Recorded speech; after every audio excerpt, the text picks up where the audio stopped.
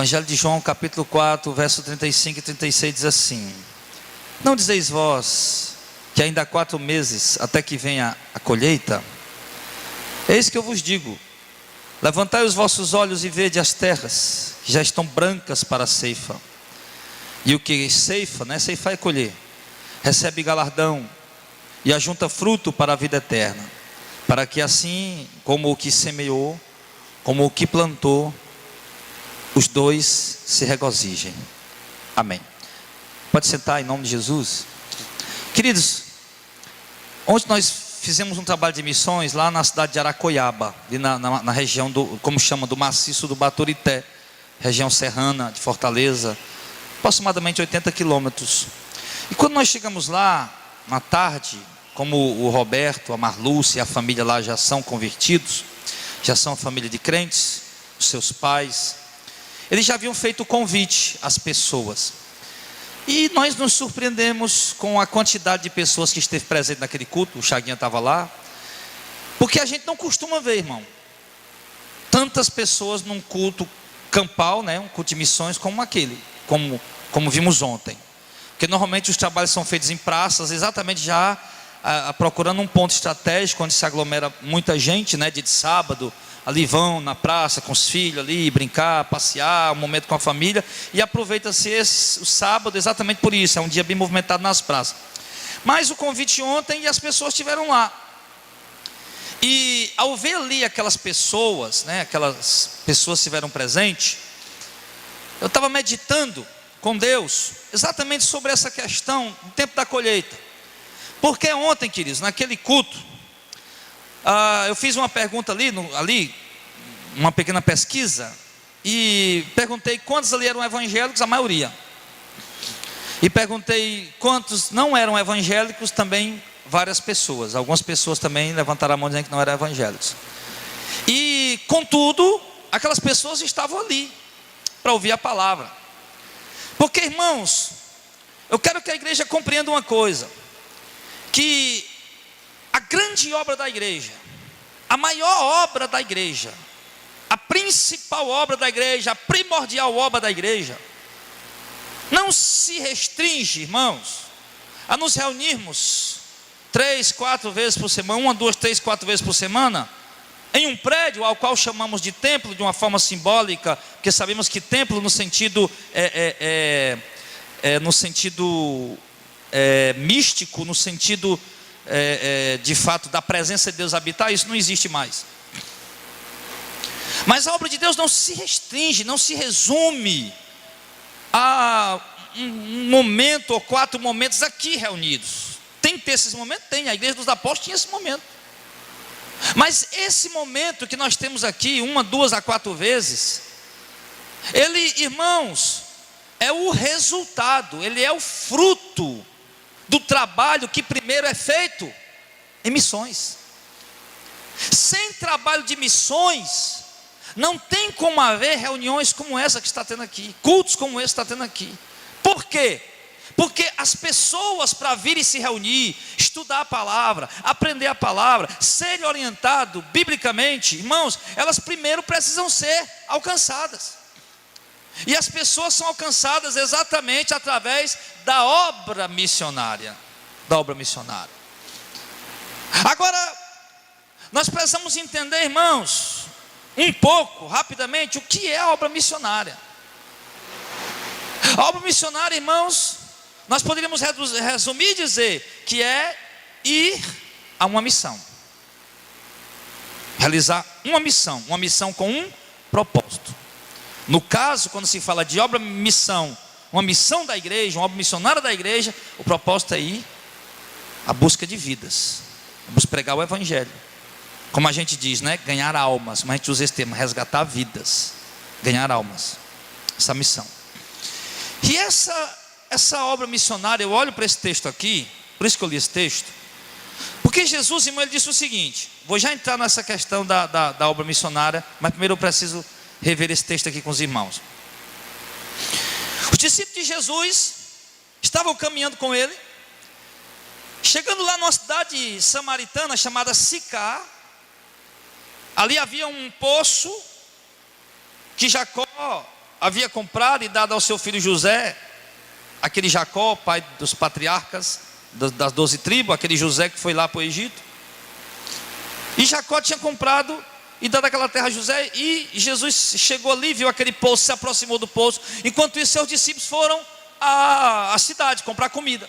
O poço era um pouco afastado da cidade, onde animais bebiam, onde pessoas bebiam daquele poço, e tiravam com balde, e tinha uma certa dificuldade para tirar água daquele poço. E ali, queridos, observe que eles estão ali caminhando, já é por volta do meio-dia, e Jesus está com sede, os discípulos estão com fome, as necessidades físicas começam a bater. Mas o que aqueles homens estavam fazendo? Jesus e os seus discípulos, meio-dia, em algum lugar, fazendo o quê? Alguém conseguiria dizer? Jesus estava com o seu discípulo fazendo o quê ali, meio-dia? Missões.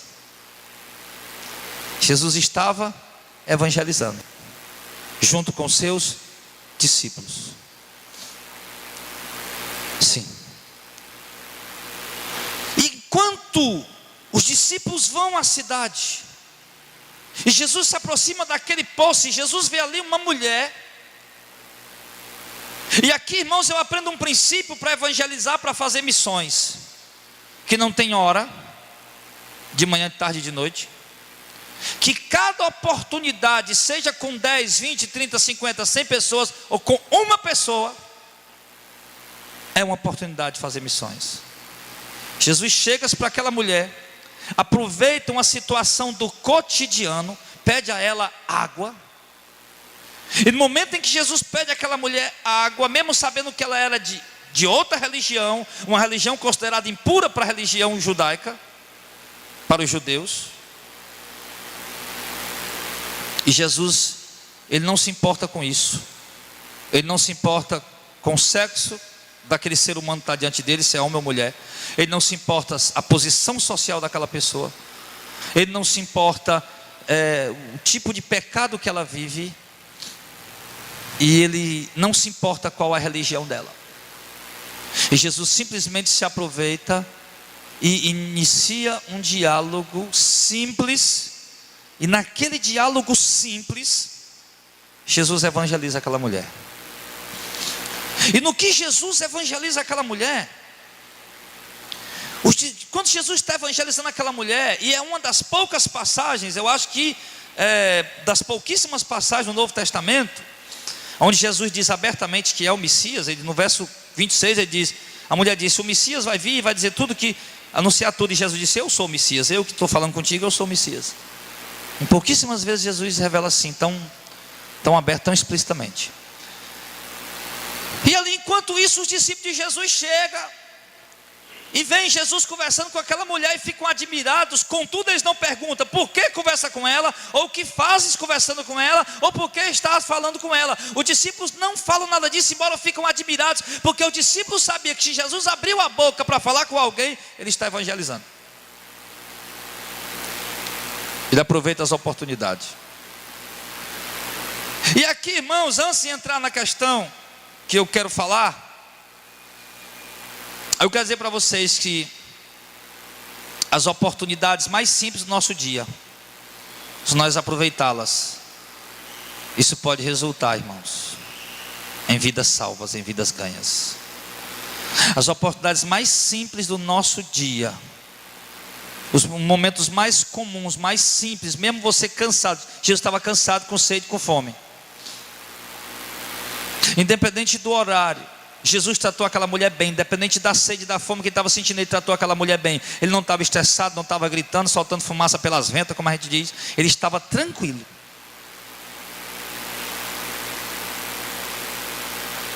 Mas nós, irmãos, se você olhar para isso aqui, você pode perceber uma coisa, que nós temos desperdiçado oportunidades riquíssimas de evangelizar todos os dias. A gente pensa muitas vezes que para evangelizar nós precisamos de uma grande técnica. Não, eu tenho que fazer um curso de missiologia para poder evangelizar.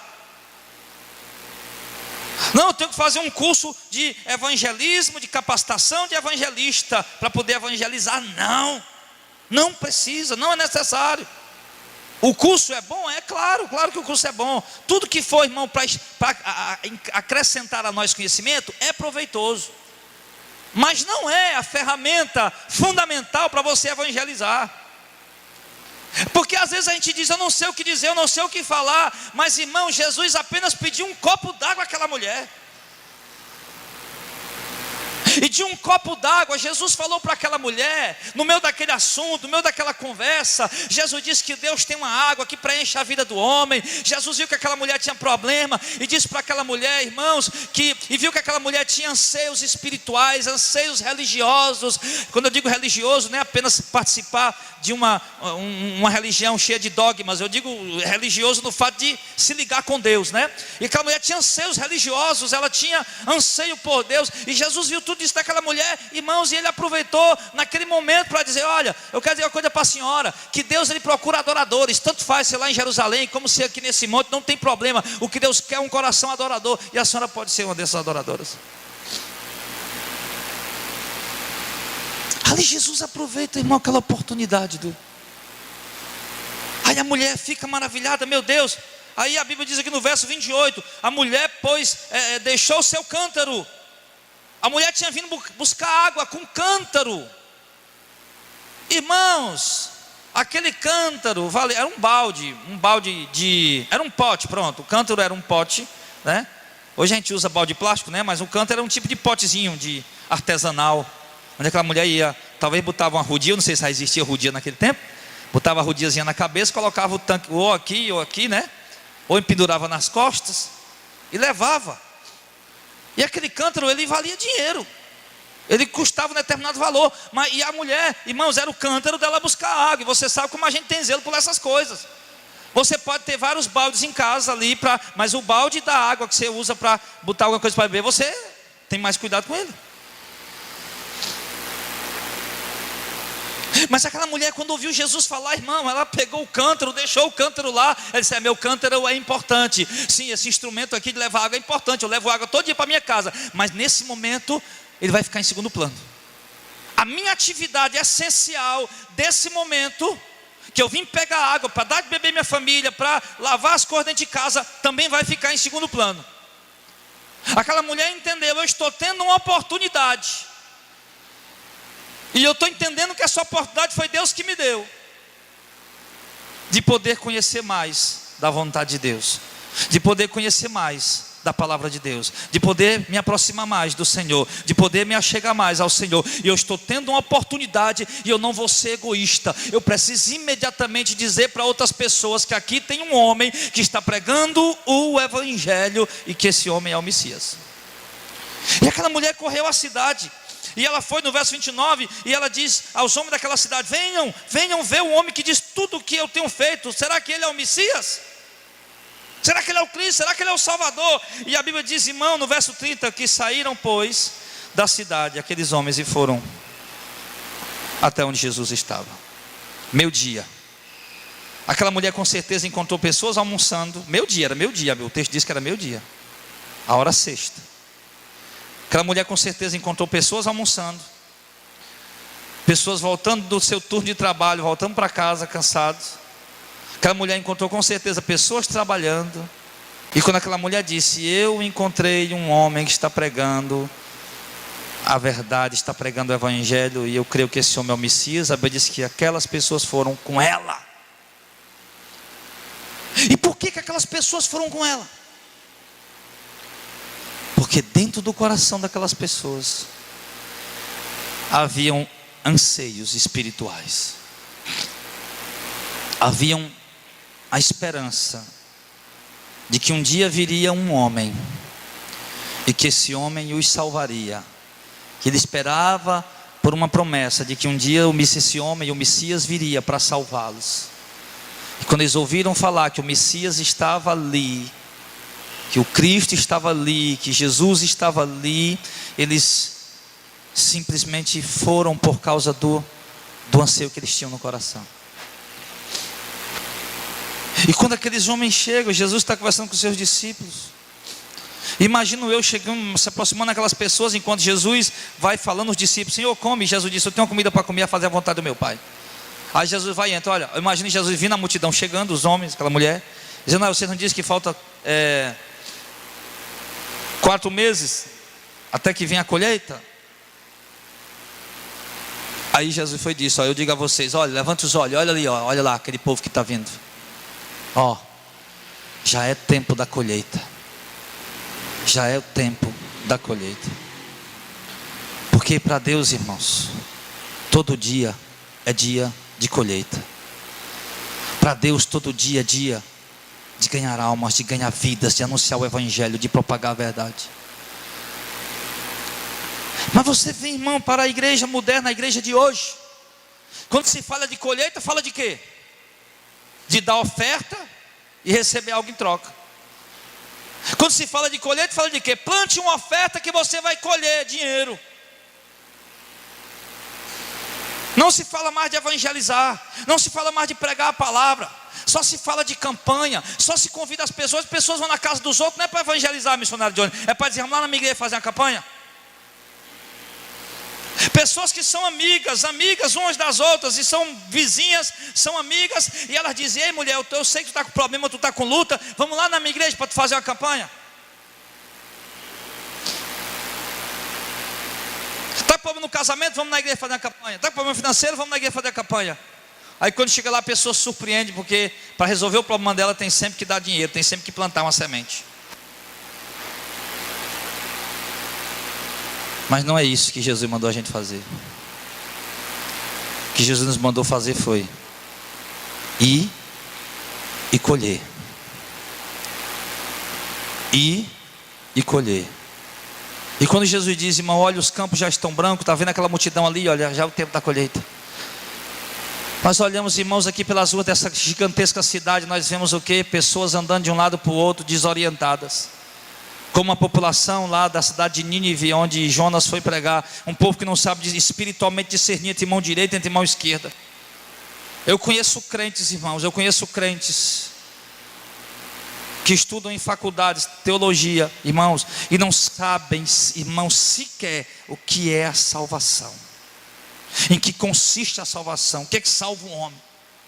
Eu já vi crente abrir a boca dentro de uma faculdade e dizer: rapaz, olha, a fulaninha lá, rapaz, aquela mulher é boa demais, pensa numa mulher boa, eu acho que Deus vai dar um bom lugar para aquela mulher. Eu vi crente dizer isso, irmão, agora há poucos dias. Naquela fulaninha lá, rapaz, ó, é idosinha, velhinha, pensa numa velhinha boa, pensa numa mulherzinha boa, gente boa, gente boa. Deus tem certeza que Deus tem um bom lugar para ela. Meu irmão, isso é pelo amor de Deus. Aquela vida jamais poderá ter um lugar bom, poderá ir para um lugar bom, se antes ela não ouvir a mensagem do evangelho. Se antes alguém não abrir a boca e dizer como Jesus disse para aquela mulher: há uma fonte que jorra para a vida eterna, e ela pode ser derramada dentro de você. E quando Jesus falou isso, irmão, a esperança daquela mulher só aumentou. Meu Deus, e tem isso, eu vou saciar minha sede, eu quero essa fonte. Fale para as pessoas sedentas, o mundo está sedento, o mundo está com sede, as pessoas estão cansadas de religião, as pessoas estão cansadas de templos, as pessoas estão cansadas de altares, as pessoas estão cansadas, irmãos, dessa exploração de dízimos, de ofertas, de campanha. As pessoas têm uma sede que essas coisas não preenchem elas, e essa sede é a fonte que jorra para a vida eterna, e só Deus pode dá-las, e nós somos os propagadores dessa fonte. Quantas pessoas, irmãos, são pobres e vão continuar pobres, mas se tiverem essa fonte no seu coração, elas vão se sentir satisfeitas. Quantas pessoas perderam os maridos, irmãos, e vão continuar sem os seus maridos porque abandonaram e casaram com outra, mas se tiver essa fonte dentro delas, vão estar completamente satisfeitas, sem sentir falta de nada. Quantos jovens se acabando nas drogas, na maconha, a velha maconha, na cocaína, no crack, em busca de satisfazer um anseio que há dentro deles. E aquele o anseio deles só aumenta, só aumenta, só aumenta. Mas se a fonte que jorra para a vida eterna for derramada dentro deles, irmão, eles serão preenchidos. Pastor, mas o que fazer? Jesus disse: olhem Vejam aquelas pessoas. Pô, igreja de Fortaleza, igreja dos Estados Unidos, igreja da Colômbia, de Goiás, São Paulo, Rio de Janeiro. Olhem essas pessoas que vocês veem passando todos os dias à porta da sua casa, nas ruas, nas praças. Olhem para elas, sinto olhando. Elas são os campos prontos para serem colhidos. Os campos já estão brancos. Elas são os frutos que precisam ser colhidos, mas precisam ser colhidos. Alguém tem que ir lá e colhê-los. E esse trabalho é da igreja. E esse trabalho deve ser realizado, irmão, cotidianamente. Cotidianamente, o nosso dia a dia. O nosso dia a dia. Olha, irmãos, às vezes a gente acha, não, mas não vou falar o evangelho para aquela pessoa não, porque não vai valer a pena. Jesus podia ter dito, poxa vida, a mulher já teve 5 maridos, e o que ela tem agora ainda não é o marido dela, quer dizer, estava com o marido do outro, sei lá. E o que ela está agora, nem marido dela é, eu vou lá evangelizar para essa mulher. E Jesus, não, vou evangelizar para ela. E aquela mulher, irmão, ela foi e anunciou na cidade. Irmãos, uma única vida que você evangeliza, por meio dela, muitos outros podem ser salvos. Pode ser que você evangelize uma vida e aquela vida, amém, seja salva e glória a Deus esteja ali, e amém, fique firme até o fim. Mas pode ser que você evangelize uma vida, que por meio daquela vida Deus alcance muitos outros. E foi o caso que aconteceu aqui. Aquela mulher foi chamar os homens daquela cidade, e no verso de número 29 diz, no verso 39, e muitos dos samaritanos daquela cidade creram nele, pela palavra da mulher que testificou. Sim, muitos creram nela, pela palavra de uma mulher. Uma mulher foi lá e disse, o Messias está ali, a salvação chegou, o reino de Deus chegou. Uma mulher, ela foi falar para outros assim.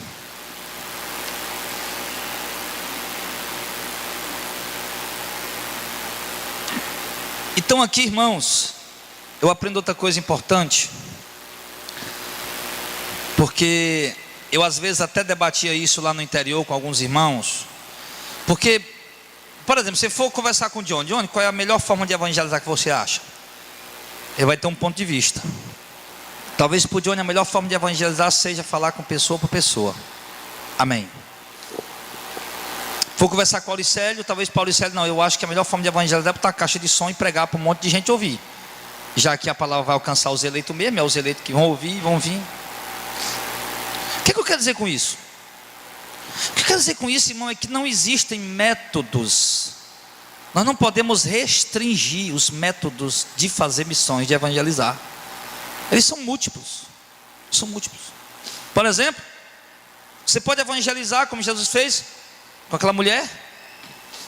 E você pode, vamos usar esse termo, eu quero usar esse termo dessa colocação, dessa forma. Você pode ser um instrumento para ganhar uma vida, falando pessoalmente com aquela pessoa. Mas eu conheci crente que só aceitava evangelista se fosse desse jeito, que o evangelista só se via se fosse desse jeito. Eu disse, não concordo. É um ótimo método de evangelizar, é um método muito bom, é um método muito eficaz, mas existem outros métodos também que podem ser usados. Aí você pode ir falar com uma pessoa, e ali você pode ser usado para ganhar aquela vida. Como você pode colocar a caixa de som numa praça, como foi colocada a caixa de som na praça lá com o Ceará, e fazer um culto e pregar o evangelho, e de repente uma vida é alcançada. O irmão Elias, você talvez não estava nem vendo ele. O pessoal disse para mim, pastor, o irmão Elias estava lá, falou até que o senhor. Eu disse, meu irmão, não me lembro. Eu não me lembro. Porque já que você não conhece as pessoas, aí você não fita muito, né? Agora se eu ouvir só o Auricélio, o Auricélio. Aí o Auricélio estava lá, eu lembro. Mas como era uma pessoa desconhecida, não lembro. Aí você vai e coloca a caixa de som lá na Praça do Polar de novo. Está lá um monte de gente transitando, outro sentado bem lá com a cara feia. Parece que está chupando a laranja do camarada lá, né? Aí o cara está sentado com a cara feia lá, outro lá deitado no colo da namorada, fazendo um cafuné. O outro está lá balançando o menino na gangorra, mas o ouvidinho, ó. Eu digo isso por quê, irmão? Porque antes eu já estava me convertendo, na verdade, né? Eu já estava, graças a Deus, já estava se revelando. Aí eu estava em casa com a Viviane, de noite, tardezinha. Aí eu já tinha um contato com os crentes. Aí os crentes disseram, aí, vai ter um culto lá na casa do irmão fulano de tal. Ah, eu sei onde é. Passa por lá. Eu digo, se der certo eu vou. Eu falei assim, né? Mas não ia não. Aí eu fui deixar a Viviane em casa. Aí eu gostava de usar aqueles calção da Adidas. Saí só calção da Adidas, sem camisa, no meio da rua, fui caminhando. Aí, não tinha a pança desse tamanho não, irmão, era até... Aí fui caminhando, aí estava lá os crentes fazendo o culto. Eu me sentei lá no quebra-mola, onde passa os carros, na pista, né? E nenhum deles me viu. E eu acompanhei a pregação toda. E voltei para casa ali, o meu coração cada vez ardendo mais por Cristo. E uma vez fui da parada do ônibus, o irmão Antônio Oliveira, o esposo da irmã Ismar, um casal muito abençoado, que a gente tínhamos uma proximidade com eles, um carinho muito grande. Eu digo tinha porque já faz muito tempo que a gente não se vê, né? Você sabe que essa coisa de carinho, de carisma, de amizade assim profunda, é quando você está convivendo mais ali. Quando você se distancia, vai para muito longe, no decorrer dos anos isso vai, não é isso? Vai se apagando um pouco mais, isso é normal. Aí isso acontece até com família. Tem gente que nasce, né, tem um papaizinho, a mamãe ama, vai para São Paulo, está com 30 anos lá, o pai morre, ele já não tem mais aquele amor assim tão grande, tão fervoroso, porque não tem mais a convivência, né? Isso é do ser humano. Tem um sentimento, foi o pai que morreu, mas é diferente de um filho que está lá morando com ele, é completamente diferente. Aí eu estava lá, na parada do ônibus, o irmão Antônio Oliveira estava lá sentado, não sei se era mototáxi, o que é que ele era, táxi, não sei, ele estava lá conversando com um rapaz, evangelizando. Ele evangelizando com aquele cara e eu parado, irmão, ouvindo aquilo entrando no meu coração. E eu digo, rapaz, esse crente não faz nem ideia que essa palavra está entrando aqui. E são coisas que marcam, são coisas que ficam de exemplo, de testemunho. Porque, irmãos, não existe apenas uma ferramenta para levar o evangelho. Você pode chegar para uma pessoa e pregar sim. Talvez naquele dia que os crentes fizeram o culto lá no mesmo bairro que eu moro, que morava lá no interior, talvez o povo que estava sentado ali, ninguém recebeu a palavra, mas eu que estava lá, irmão, só de calção, sem camisa, descalço, lá no meio da rua, sentado no quebra-mola, eu estava de evangelizar. Aquela caixa de som, aquele sistema de som me alcançou lá onde eu estava. Há uma ferramenta de evangelizar. O YouTube é uma ferramenta de evangelizar. Você pode sentar ali, meu irmão, e colocar ali ao vivo, ou gravar um vídeo e jogar, meu irmão, e alcançar milhares de vidas. Facebook, WhatsApp, o Instagram, e sei lá o que mais tiver de ferramenta. Tudo pode ser usado. Como é usado para trabalho, como eu uso algumas dessas coisas também para trabalho, como é usado para trabalho, como muitos usam para trabalho, pode ser usado também para levar o evangelho, sem dúvida nenhuma. As ferramentas são múltiplas. Não podemos nos resumir, rapaz, que vontade de pregar para esses meninos aí que estão jogando bola na praça. Se tivesse uma caixa de som aqui. Não, agora não tem uma caixa de som. Agora você tem que ir lá, meu irmão, e vai na goela mesmo. Sim. Uma vez, como o Auricélio disse, uma vez estava vindo onde deu vontade de evangelizar. Eles que viu aqui aquele pouco daquela vergonha, aquela timidez, ele disse não. Levantou e começou a pregar. A gente estava lá naquele dia da morte da mãe da irmã Regiane, estava lá, e aquelas pessoas lá sentadas, e aquela vontade de evangelizar, e vinha aquela vergonha, disse, não, e levanta e começa a pregar, pessoal, deixa eu falar aqui um pouco, e começa a evangelizar, a falar.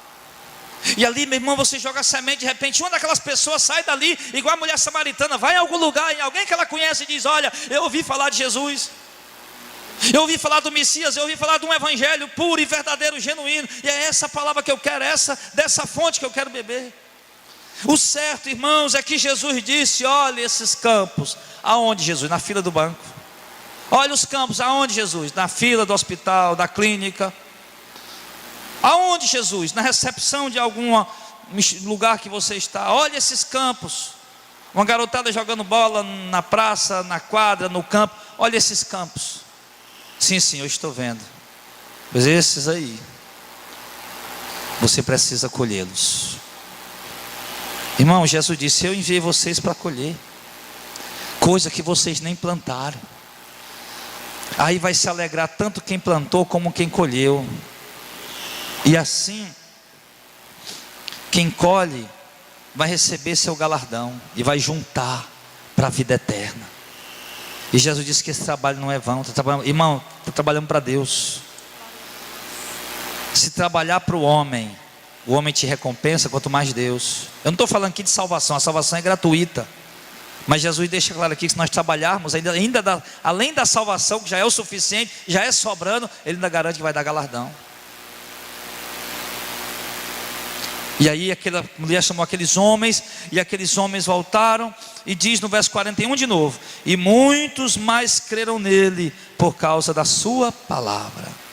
A mulher foi um instrumento para chamar.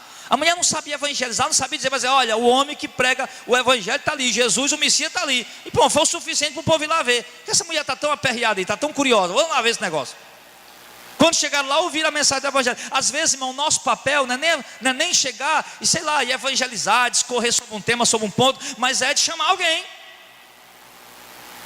Rapaz, eu não sei falar muito não, mas tem uma mensagem tremenda e eu preciso que você ouça. E aquela mulher foi e chamou. E muitos mais creram nele agora, pela palavra que ouviram do próprio Jesus. E concluindo no verso 41, e diziam a mulher: já não é pelo que disseste que nós cremos, porque nós mesmos temos ouvido e sabemos que esse verdadeiramente é o Cristo, o Salvador do mundo.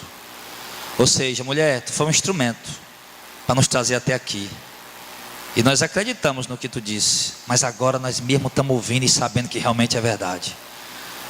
Irmãos, nós precisamos levar essa palavra.